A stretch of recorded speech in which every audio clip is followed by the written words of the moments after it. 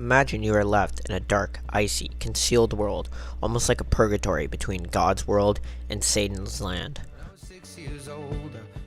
where the only light we can see are the everlasting flames of hell, with Satan's fingertips tempting us inside. The separate person inside of our minds is what drives us all to insanity. Except for some people, it is screaming. It is the one that murmurs in our ear as we look into the mirror. That our nose is not perfect and our ears are massive. And everyone surrounding us hates us, but they want to keep us around for what we can offer to them. The voice wants an avalanche of negativity to roll over on top of us like a monster truck crushing all the cars inside its path. We can't snap like a tree branch and fall into a trance. Alternatively, we must gather ourselves into one person, one mind, and only one personality. Every problem cannot be solved with medication. That's just a foundation. We need to stay together like one nation and have commitment, or else the mind will always win.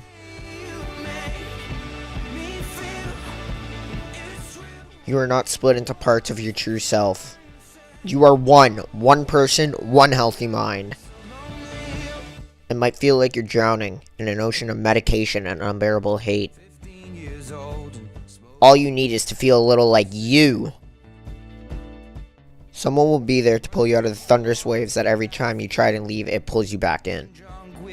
Someone will be there to pull you up and breathe life into your lungs and tell you, no, you are not allowed to quit. God created you for a reason. You have a purpose. You were put on this earth to fulfill your purpose. Now live freely.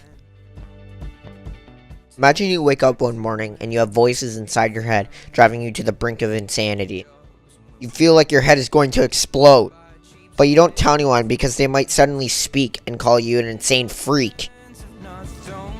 Instead of speaking, you decide to quietly squeak on through, thinking that you'll be just fine. But you know that line is just another lie. Stop lying to yourself. You know you need the help.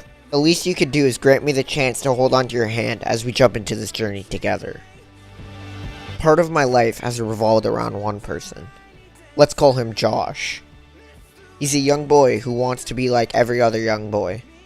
He's trying to live and function with OCD. A boy who might malfunction every once in a while. He doesn't view the world the same way we all do. Doesn't get through life the same way we all do. You can never stray him away from the game that he loves. Never! He only cherishes one thing more than a stick in his glove. And that's his friends. Oh wait, that means me. All he's ever wanted is for his friends to be happy, but he lost himself in the translation. We started from the bottom, when walking down the stairs without knocking every little thing down was a problem. Or only being able to eat in your own home, the only place where your mind felt somewhat safe. Now we are up here. Together! I don't think you can comprehend what it is like being best friends with someone who suffers from OCD every day. I changed him just by showing I care, even that tiny little bit.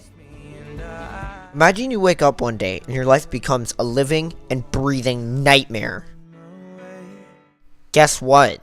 That's a struggle people have to deal with every single day. I finally got to repay that boy who cared more about me than himself.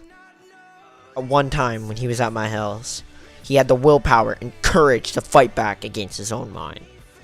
And he was victorious. Finally ate at somebody's house. I changed his life from black and white to shades of grey by just showing I care. Mental illness is not a simple issue that we can just blow away like a tissue. January 31st. #BellLet'sTalk.